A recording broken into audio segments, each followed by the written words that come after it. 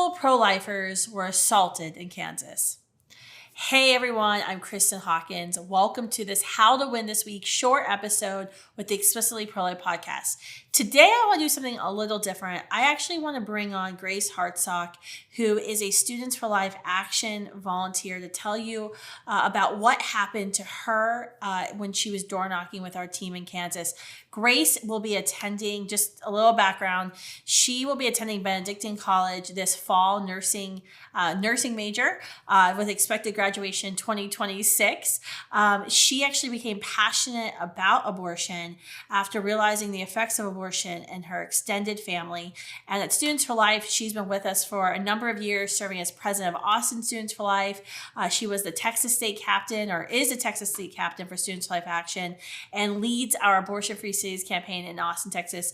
So Grace is a seasoned pro-life activist, even though she's just only a freshman in college. But what happened to her recently while door knocking with our Students for Life Action team in Kansas City was absolutely outrageous and horrific. She was door knocking with our team. We knocked on thousands of doors leading up to the Value Them Both constitutional state amendment vote that just happened at the beginning of August. This was a vote, sadly, that did not pass, that would have said that the Kansas state constitution was simply neutral on abortion.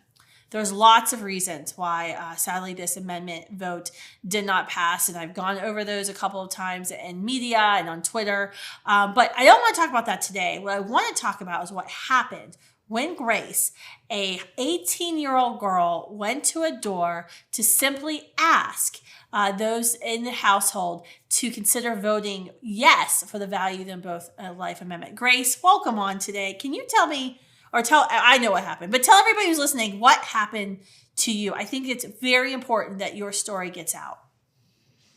Yeah, thank you for having me, Kristan. As you said, I was in Kansas this past weekend with Students for Life Action, door knocking to support the Value Them Both Amendment, which, if passed, would make abortion neutral in the state of Kansas and allow voters to pass legislation on abortion in the future.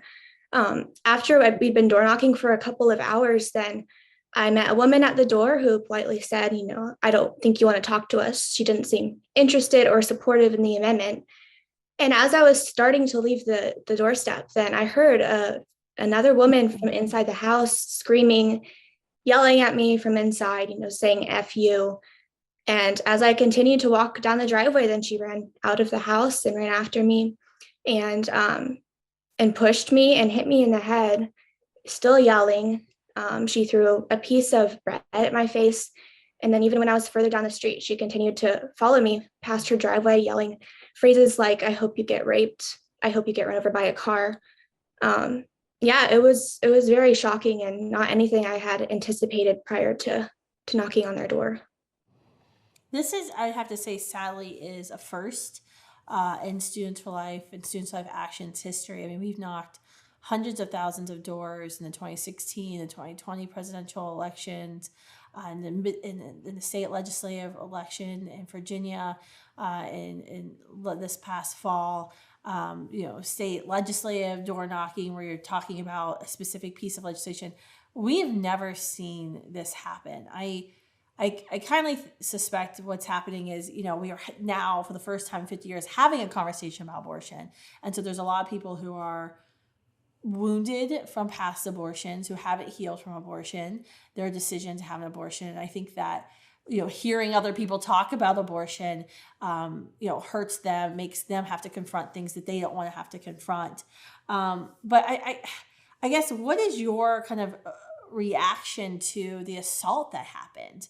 Why do you think that this woman did this? And then I guess, what did you do immediately after? Because I think also, what counts is telling the story and kind of, showing the abortion industry that we're not going to take this crap lying down. But also, I think what's telling is how you, as a pro-lifer, then, made yourself safe.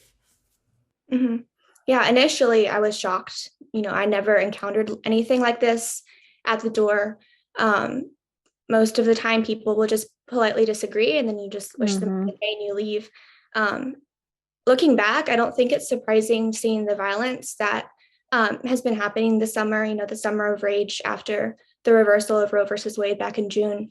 Um, it's just, it's not surprising seeing the violence kind of being pushed more into the communities and conversations that we're having with people. But in the moment, that wasn't anything I was anticipating. So I was like completely caught off guard and shocked. Mm. But, after I was able to get further down the street, I called Titus, who was driving our car, and he was able to pick me up. And we were able to, take a break and contact the police and make sure that the situation was reported. Yeah, so you called the staff member. I mean, this is why we, try to make sure you all are door knocking in groups as much as possible, never alone. So, a staff member or a volunteer leader is nearby. And I think after this happened to you, we made everyone go in pairs, which, severely limited the number of doors because we got less number of, half as many doors that we wanted to hit. But we felt like it was getting too risky, especially after this assault, to do that. What's interesting is you don't know this. But a couple days ago, so you and I were on Fox and Friends kind of recounting your story. Someone saw your appearance on Fox, and I was looking for the email just now. I can't find it. But a gentleman actually emailed me and said he wanted to verify everything that you said was accurate because he didn't witness the assault, but I guess you had just knocked on his door. He lives like 2 doors down from the neighbor that assaulted you. And he said, I want you to know that your volunteer was graceful, was polite. She wasn't aggressive at all. And just, completely wanted to make me know that you're a wonderful person, which we already know you're a wonderful person. So I just want to let you know, because I thought that was so neat that this gentleman saw your story on Fox and then looked us up, found my email, and wanted to share that, to back you up. He really wanted to back you up in what you were saying. After the assault happened, I made you, as the SFLA mom, go to the ER and get checked out. You were fine. I mean, I know you had some headaches and some body soreness, but thankfully there wasn't anything medically wrong. What did you do? So you called the police? You filed what did you do with the police officers? Yeah, so I originally called them and reported the incident. And then we were able to meet 2 police officers just down the street from where we currently were. And, talk to them. They asked some questions, and they talked to the other, Students for Life action volunteers in the car. And then they went and said that they were going to go, assess the situation. And they said that they would be in touch with me in the future. And they arrested the assailant. We found that out after you filed the police report, which I think is really important because I think over the years, we have seen violence happen, break out. We had one of our team members, Students for Life, her first day, she was assaulted at the Supreme Court. She was just standing there holding a phone. And we've seen this over the years. And I think sometimes there's a hesitancy among pro-lifers of, most likely these are probably hurting people. Let's not press charges. But I was really proud that you actually pressed charges in this case. And we're going to hold this woman who, just came barreling out the door and began attacking you accountable for her actions. Because I think, especially you telling your story, going on Fox and Friends and going public with the story, I hope will send a very powerful message to, other abortion supporters that we aren't going to tolerate this behavior. If you attack a pro-life student, which we already are preparing for this fall, more vandalism, more threats, more discrimination on campuses. I predict that we've ever seen in 16 years of Students' Life, we will see this fall. But we need to set a very clear standard that we will not accept this behavior. And if you act this way, you will be punished. And so I'm really excited. I know we're meeting with some lawyers there in Kansas City about potential legal action as well for this assault. So I want to thank you for,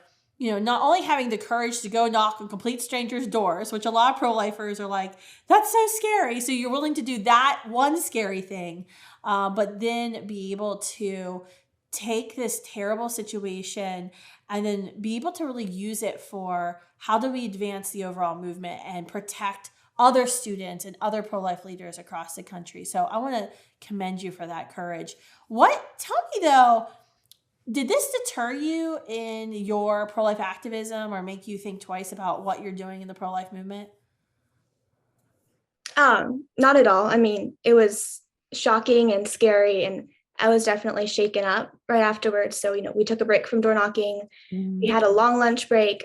Within a couple of hours, like they asked, what do you want to do? And I said, yeah, let's keep door knocking. Like I came to Kansas to door knock, and it was difficult to start having those conversations with people at the door again. But I mean, it's so important that as pro-lifers, we don't just back down because someone is, a bully. We really need to, hold people accountable and not let it get to us too much. Make sure we're surrounding ourselves with, supportive people and, taking the right safety precautions. But now it just goes to show how important it is, the work that we're doing.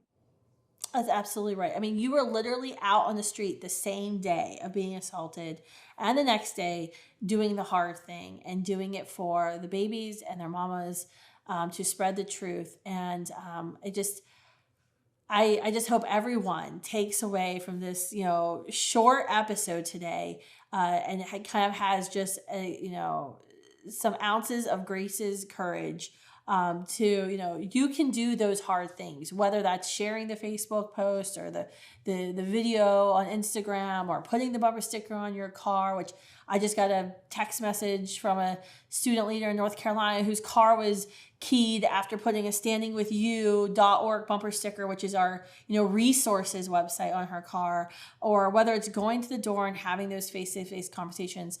You can do that. And there is an amazing example and courage and perseverance right here in Grace. And so thank you for all that you're doing, Grace. And I can't wait to see all that you do at Benedictine. We have a lot of amazing pro-life leaders come out of that school. So while I'm sad you're leaving Austin, and we probably end up needing you to fly back to Texas for some things. I'm really excited to have you in Kansas in the coming years as we continue to fight to see pro-life laws eventually get passed in that state. So thank you, Grace, for your courage. Yeah, thank you so much. I'm really excited to see what's in store for me in Kansas and continue the pro-life activism and, continue the fight to make abortion unthinkable in the state of Kansas and, in the United States. Well, I have no doubt you are going to do amazing things in the pro-life movement. And guys listening, this is just one person, one student leader, one young person who is an amazing sample, representative of this entire pro-life generation. And that's what's such an honor to serve in my role at Students for Life, because there are literally tens of thousands of Graces across the country, and who are willing to do the hard things and willing to speak out in love and truth and willing to serve. So thank you. And I hope you are a part of this pro-life generation.